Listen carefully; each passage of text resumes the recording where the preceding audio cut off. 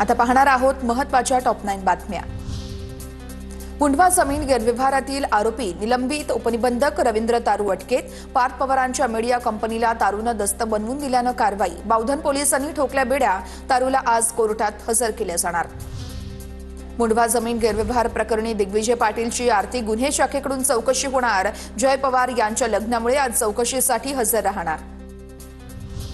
पुण्यातील मुंढवा जमीन गैरव्यवहार प्रकरणी शीतल तेजवानीचा पिंपरी चिंचवड पोलीस ताबा घेणार। पुणे पोलिसांची कोठडी संपल्यावर पिंपरी चिंचवड पोलीस तेजवानीला अटक करणार। पिंपरी चिंचवड पोलिसांनी न्यायालयाला प्रोडक्शन वॉरंट सादर केलं।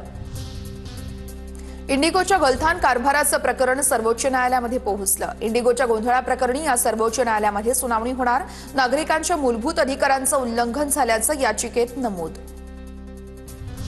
इंडिगोचं प्रकरण निष्काळजीपणाने हाताळल्यामुळे डीजीसीएचे प्रमुख आणि इंडिगोच्या प्रमुखांना हटवण्याची गरज विमान वाहतूक वर्तुळातील तज्ज्ञांनी व्यक्त केलं मत। पुतीन यांचा भारत दौरा आणि लोकसभेचं अधिवेशन असताना जाणीवपूर्वक घोळ केल्याचंही तज्ज्ञांनी म्हटलंय। इंडिगोला कारणे दाखवा नोटीसला उत्तर देण्यासाठी डीजीसीएकडून 24 तासांची मुदतवाढ। इंडिगोच्या मॅनेजमेंटमध्ये झालेल्या गोंधळाच्या पार्श्वभूमीवरती डीजीसीएने बजावली होती नोटीस। राजकीय दुकानदारी टिकवण्यासाठी मुस्लिम समाजामध्ये भ्रम निर्माण करून माथी भडकवण्याचं काम विरोधक करतायत। भाजपचे राष्ट्रीय अल्पसंख्याक मोर्चाचे अध्यक्ष जमाल सिद्दीकी यांची काँग्रेससह विरोधी पक्षांवर टीका। नाशिकमधील तपोवन झाड आंदोलन प्रकरणी आज आंदोलकांसोबत चर्चा होणार। नाशिक महापालिका प्रशासनाकडून आंदोलकांना चर्चेसाठी निमंत्रण। चर्चेनंतर पुढील आंदोलनाची दिशा ठरवली जाणार। आता मुंबईसह उपनगरात नेमकं काय घडतंय पाहणार आहोत न्यूज टॉप 9 मधून। आज आणि उद्या मुंबईतील एकूण 17 प्रशासकीय विभागांमध्ये 15% पाणी कपात। भांडूप जलशुद्धीकरण केंद्राला पाणीपुरवठा करणाऱ्या जलवाहिनीचं काम हाती घेतल्यानं पाणी कपात।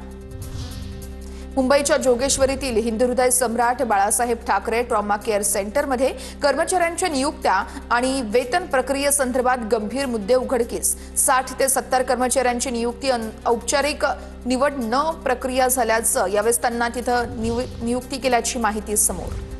मुंबईमध्ये प्रदूषण नियंत्रण नियमावली पाळत नसलेल्या 273 ठिकाणं मुंबई पालिकेकडून बंद। प्रदूषण होत असल्याचं निदर्शनास आल्यानंतर मुंबई पालिकेने संबंधित आस्थापनांना पाठवली होती कारणे दाखवा नोटीस। उपनगरीय नेटवर्कवरती बनावट आणि एडिटेड तिकिटांच्या वाढत्या प्रकरणांविरुद्ध मध्य आणि पश्चिम रेल्वेकडून तीव्र कारवाई। गेल्या काही महिन्यांमध्ये अनेक प्रवासी एआयनं एडिट केलेल्या तिकिटांसह प्रवास करताना आढळल्यानं मोठी कारवाई। मुंबईमध्ये रॅपिडो आणि ओलाने सुरू केलेल्या बाईक टॅक्सीमुळे आणखी एक गुन्हा दाखल। आंबोली पोलिसांनी रॅपिडो विरोधात गुन्हा दाखल केल्याची माहिती।